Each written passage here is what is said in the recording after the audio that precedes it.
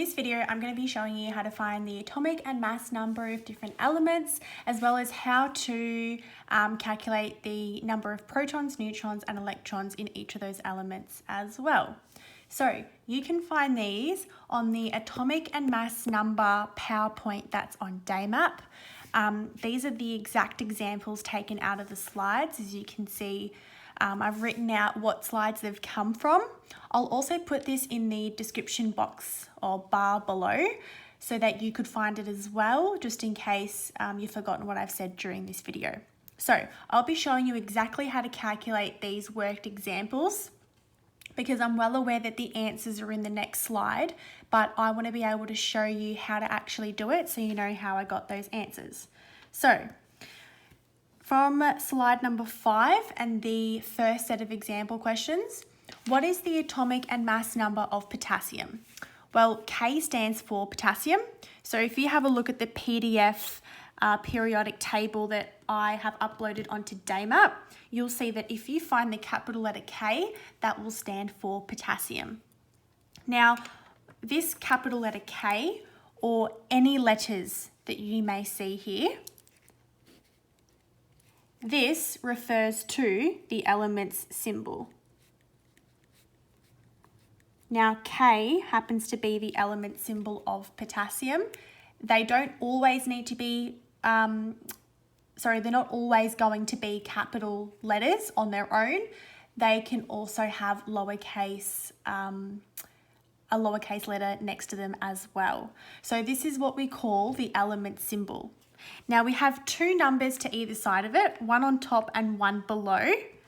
The number on top is called the mass number. And the number below is called the atomic number.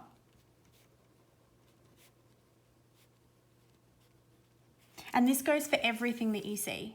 Anything that looks like this will always be the element symbol, the top number will always be the mass number, and the bottom number will always be the atomic number, okay? Now the question asks, what is the atomic and mass number? Well, since we know the top one's the mass and the bottom's the atomic, I can write as my answer, atomic equals 19 and mass equals 39. Okay, that's it. If we look down to the second question on this slide, list the number of protons, neutrons, and electrons in iron. Now, Fe is the element symbol for iron. So if you try and find Fe on the periodic table, you will see that it is iron. This is a perfect example of what I just said before about how the element symbol doesn't always have to be a single capital letter, because in this case here, we have one capital letter and one lowercase, and that stands for iron, okay? Top number is the mass number, like I said before. And the bottom is the atomic number.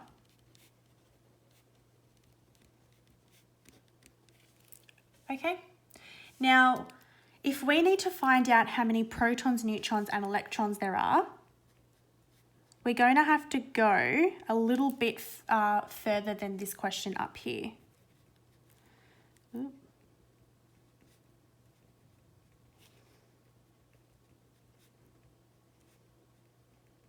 Okay, so now we need to actually know what the mass and atomic number means. The mass number is always the number of protons and neutrons. So the protons and neutrons added together equals the mass number. The atomic number is just the number of protons. Okay, so the number of protons equals the atomic number, and the number of protons and neutrons equals the mass number. So straight away, it would be pretty easy to go ahead and say, well, the number of protons equals 26, because the atomic number equals 26. It's the number of protons. So I can go ahead and write 26 here. Okay? Now, going back to this slide on Daymap that's literally called atoms, you'll see that that's where I introduced the subatomic particles, so those being protons, neutrons, and electrons. I have a table in there that says what charge each of them has. So a proton has a positive charge, an electron has a negative charge, and a neutron has no charge. Okay, so if an element is neutrally charged, it means that it has the same number of protons and the same number of electrons. So remember, protons have a positive charge and electrons have a negative charge. Now, if we have the same number of positive charges and the same number of negative charges, they obviously give a neutral overall charge, okay, because they balance each other out. If we have the same number of positive charges and the same number of negative charges, they balance each other out. And that means that we have a neutrally charged atom, okay? That is why the number of protons will equal the number of electrons, because those positive and negative charges are balancing each other out. Now, because of that, the number of protons will equal the number of electrons. So I can straight away go down here and write 26. So the number of protons will equal the number of electrons, okay? Now the neutrons part is going to involve a subtraction, and the way that we do that is, well, the mass number is a number of protons and neutrons. We know that iron has 26 protons. So that means that the 26 protons plus the number of neutrons will equal, so protons and neutrons, we don't know what neutrons are yet. These two added together will give us the mass number, because protons and neutrons equals the mass number. We know that's 56, so we could write that here. So the number of protons plus the number of neutrons equals the mass number. So for us to find out the number of neutrons, all we need to do is take the mass number and minus the number of protons from it. And that will give us 30. So the number of neutrons that iron has is 30. And you do that for every single question that you get. You will always take the mass number and minus the number of protons, because you will know what the number of protons are. And then we get 30, okay? Going down to the second part of the examples, which can be found on slide 7, as indicated here. Iodine I contains 53 protons, 74 neutrons, and 53 electrons. I is the symbol for iodine, okay?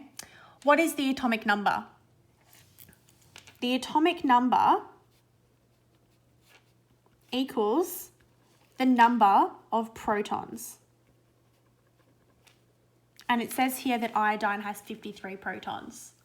So the atomic number is 53. Okay.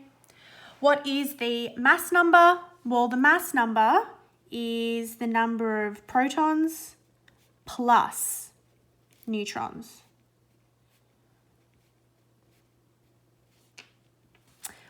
Iodine has 53 protons and it has 74 neutrons. So if we take 53 and add 74 to it, we get 127. Okay? So the atomic number is 53 and the mass number is 127. We're going to do the exact same for example number 2. Phosphorus P contains 15 protons, 16 neutrons, and 15 electrons. What is the atomic number? Atomic number equals the number of protons. How many protons does phosphorus have? Remember, this is the element symbol. Well, phosphorus has 15 protons. So the answer is 15. And then the mass number is the number of protons plus neutrons.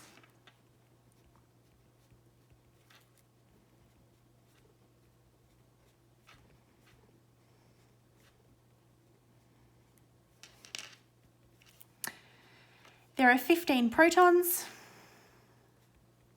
and 16 neutrons. So the mass number is 31. Now let's just jump back for a second to what I was saying about when an element has a neutral charge. The number of protons must equal the number of electrons, and that's because the positive charge of the proton and the negative charge of the electron balance each other out. Look at these two examples here. Iodine has 53 protons and 53 electrons. So see how the number of protons equals the number of electrons? And the same thing goes here for phosphorus. Phosphorus has 15 protons and it has 15 electrons. So the number of protons and the number of electrons are exactly the same number. So this is something that you need to look out for and be mindful of, just so when you get a question that asks you something like this, you're aware that the protons and electrons will equal each other because of their charges and how they balance each other out to allow for that neutral overall charge. Okay, so last set of examples. These can be found on slide 9. I'll just highlight this. What is the atomic and mass number of lead, Pb? Now this is the element symbol for lead. So I've taken this tile off the periodic table. If you go and look for capital P and lowercase b, you'll see that this equals lead. Now, with this one, the top number is the atomic number.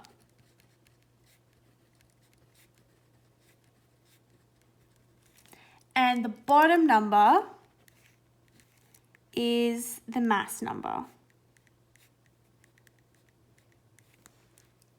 Okay, now if you forget between which number is which, just think.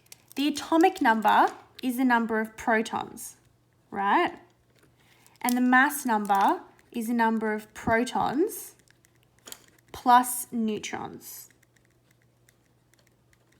So if our mass number is going to have the protons plus neutrons, then you have to say that the mass number is always going to be bigger in most cases than the atomic number, okay? If we get elements such as lead that obviously have high numbers of protons, neutrons, and electrons, so those elements that are further along in the periodic table, you're gonna have a higher mass number because we have protons and neutrons added together, right? Whereas the atomic number just has the number of protons. So that's something else to be mindful of, just in case you get confused, that the atomic number is meant to be the one at the top. So then to answer that, the atomic number of lead is 82 and the mass is, yes, you can write 207.2, but when we go to learn how to calculate the number of protons, neutrons, and electrons by looking at a tile like this off the periodic table, you're going to need to do something different to this number. So basically, when you look at a number like this that's come off the periodic table and you see that it's got a decimal number as its mass number, that has to do with the number of isotopes in this element. But that's something that we'll learn about a little bit later on. But what you need to know is you need to take this decimal number and you need to round to the nearest 10. So if I was to round this to the nearest 10, I'm interested in this number 7 right here. Now my two options would be to round down to 207 or to round up to 208. So this is your tens. That's the number that we're interested in. We either go down to 207 or up to 208. Now, because this number is 2 and it's less than 5, it means we need to round down. So our answer is going to be 207. Okay? If I went one step further and asked you what the number of protons, neutrons, and electrons are in lead, you would do this. Well, we know that the atomic number is the number of protons. So protons equals 82. Now, I told you before that the number of protons will equal the number of electrons. So then I can say that the electrons will equal 82 as well. And then if we had to calculate how many neutrons there are, that is, like I said with the example number 1, here where we had to do the minusing, it's the mass number minus the number of protons. So mass number minus protons. Our mass number here is 207. Don't get confused with the decimal number. And the number of protons is 82. Okay, so the number of neutrons is 125. Okay, so this one's a little bit harder, but we'll try again and do the exact same thing with mercury, just so you get a better understanding. So what is the atomic and mass number? This is our atomic. This is our mass.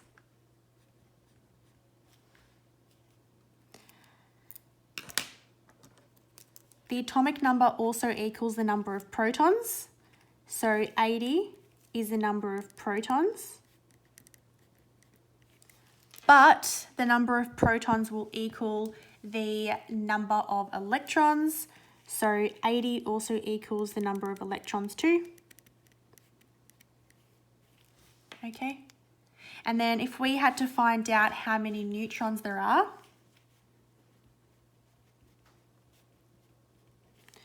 neutrons equals mass number minus the number of protons. If I had to round this to the nearest 10, my two options would be, looking at this number, 200 and 201. Because we have 0.59 and this number here is a 5, so any number that's 5 or more means it's going to be round up. So we're going to pick 201. So the mass number is 201 minus the number of protons, which is 80.